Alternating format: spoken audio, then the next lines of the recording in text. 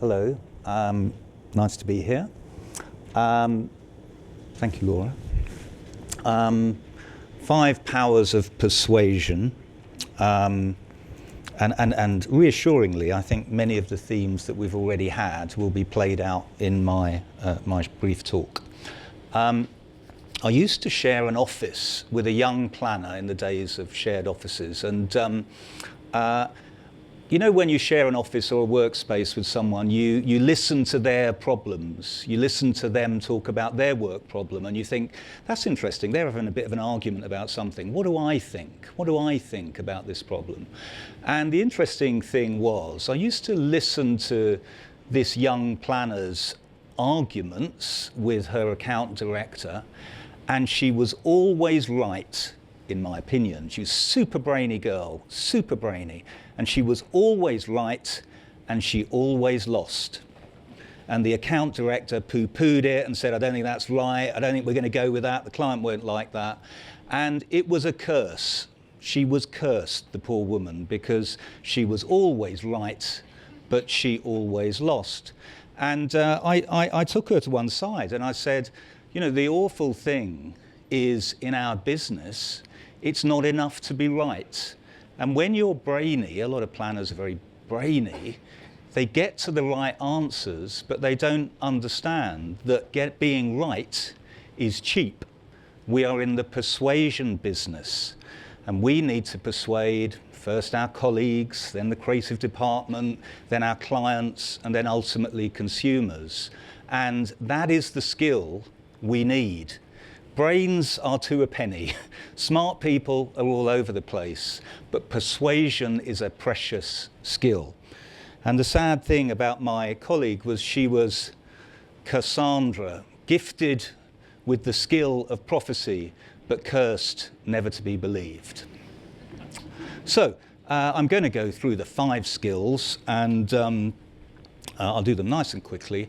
And I'll start with the skill that actually has come up all the way through this evening, which is the skill of empathy, because I think the reason it comes up so much is that we always start when we're selling something thinking about us or thinking about what we're selling, whereas any great sell, any great persuasion must begin, even if you don't want it to, must begin in understanding them, the client.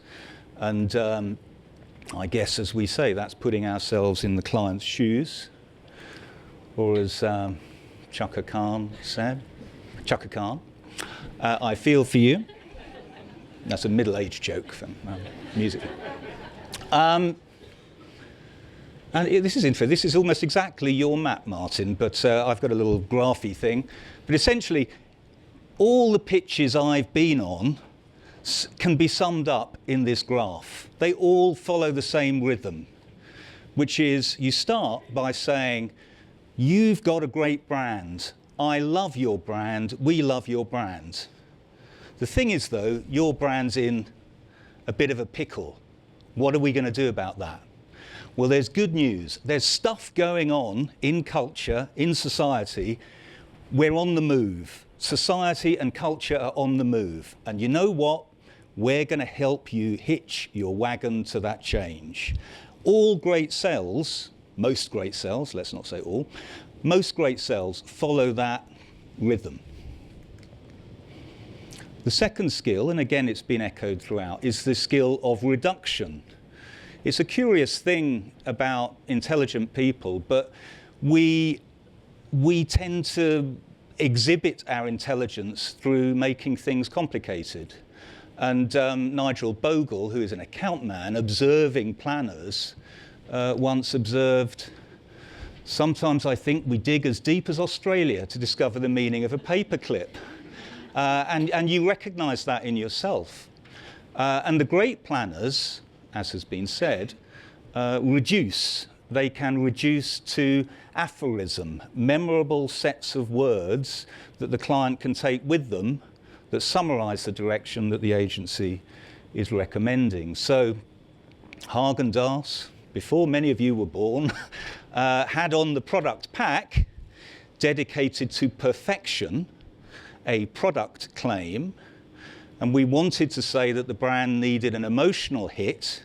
So we said, of course you're dedicated to perfection, but your brand must be dedicated to pleasure.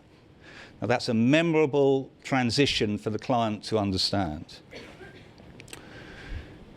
Back in the day with Lynx, we had to explain that Lynx was not a guarantee for success.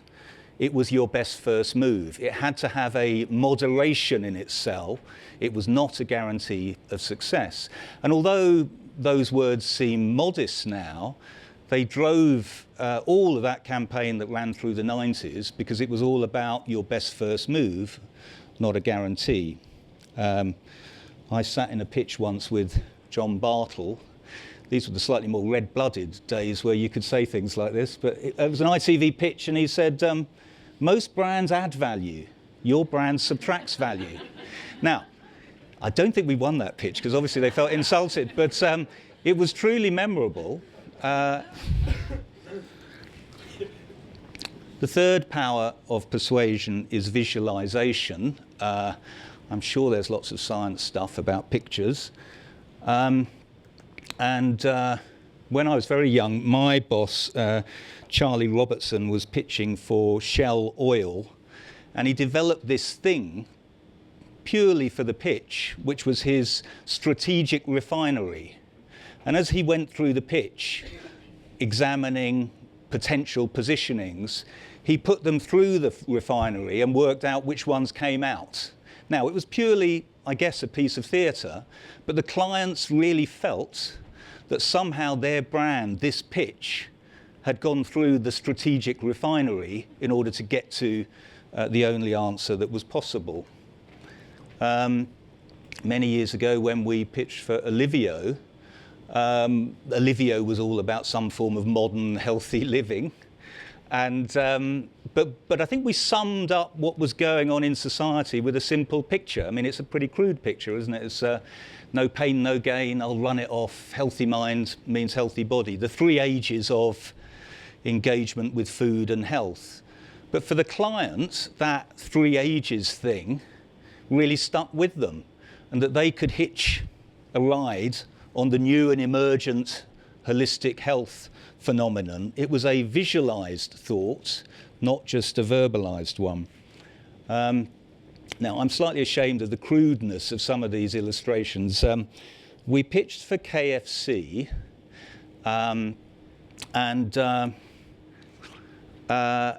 we'd done some research, and funnily enough, this piece of research really stuck with the client because in the research they'd done that sort of the old planet game where you say, imagine a planet for this brand. And this was the planet McDonald's that came out of the research, and it was all full of colour and vibrancy and was a bit sort of Disney-esque, etc., etc. And this was the planet KFC. It was a sort of a lonely planet with just the Colonel and the chicken and etc. Now, obviously absurd and a bit facile, but that stuck with the client in terms of what their task and their challenge was.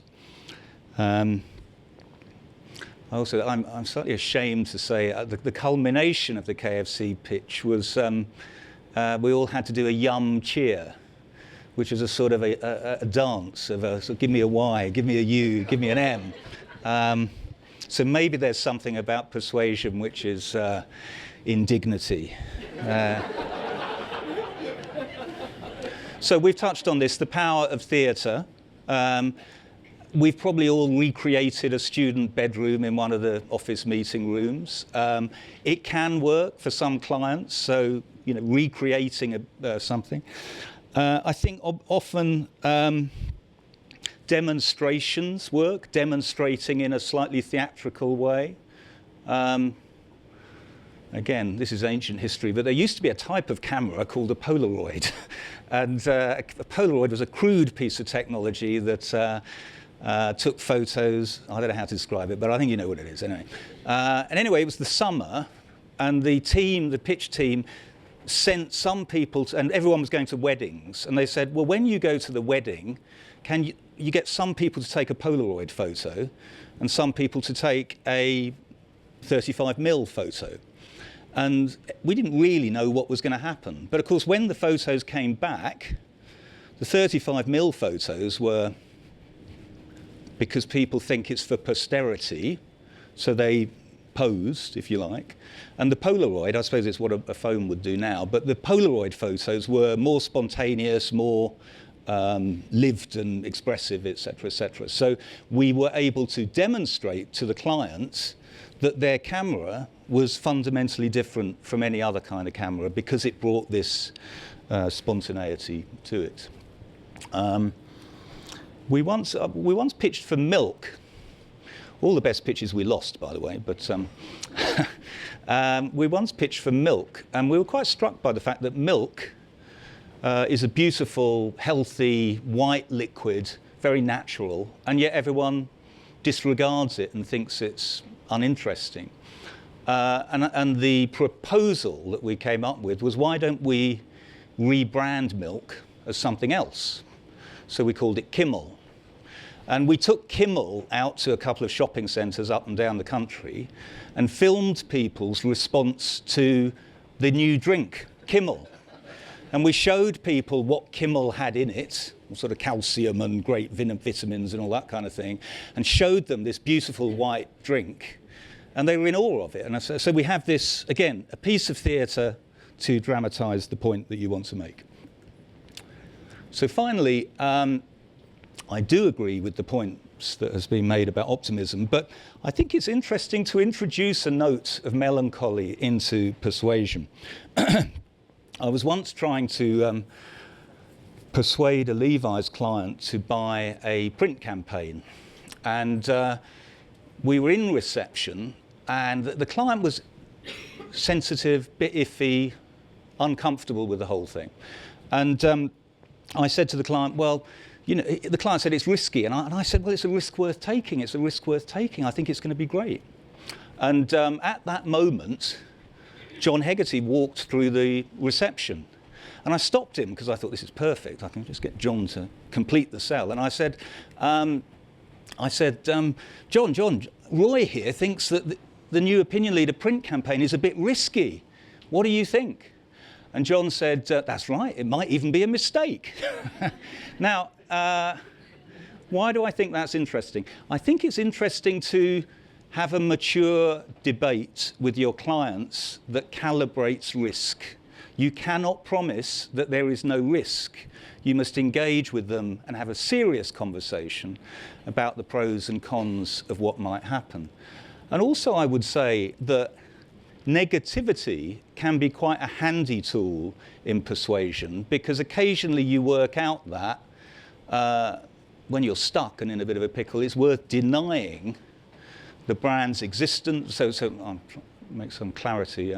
Sometimes it's worth asking, what if it didn't exist? What if the category didn't exist? What if the name of the category didn't exist? And that can be very helpful because it forces you to think of alternative ways of selling, alternative ways of articulating the category. So with Polaroid, back to Polaroid again, we found that we could say in the pitch, Polaroid is not a camera.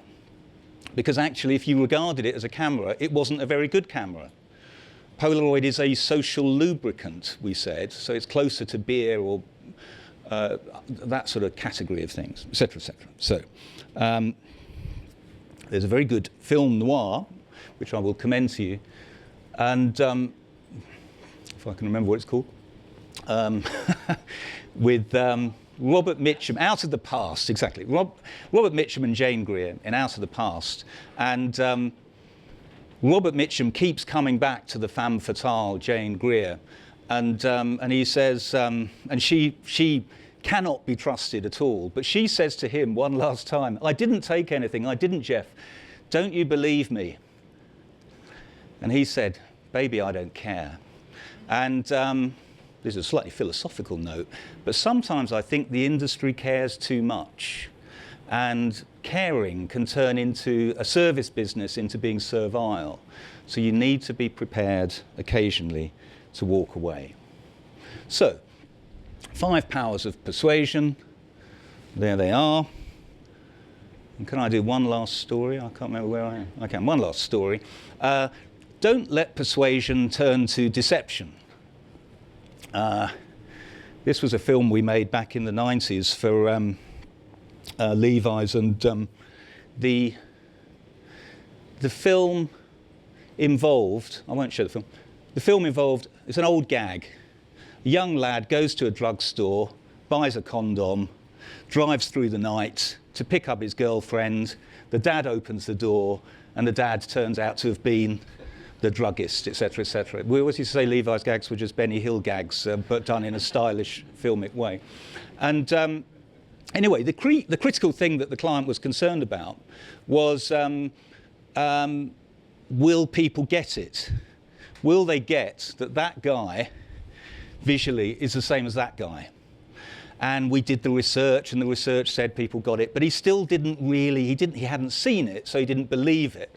Now, the research dude at Levi's thought, well, I think we can organise a bit of a test here. And he showed it in front of his boss to an Aussie guy who worked in the department but didn't know anything about the film or the work, etc. And he showed it to him, and the bloke described it perfectly. He says, yeah, Martin, it's a guy goes to a drugstore, buys a condom, drives through the night, goes, knocks on the door, bloke opens the door, Struth. It's the bloke that's got the drugstore. Is the dad. And we were also going, oh, excellent, excellent. And then the bloke said, yeah, it's exactly like you told me, Martin. So we got into a bit of trouble about that. And so the lesson is, the final lesson of persuasion is don't cheat. There we go.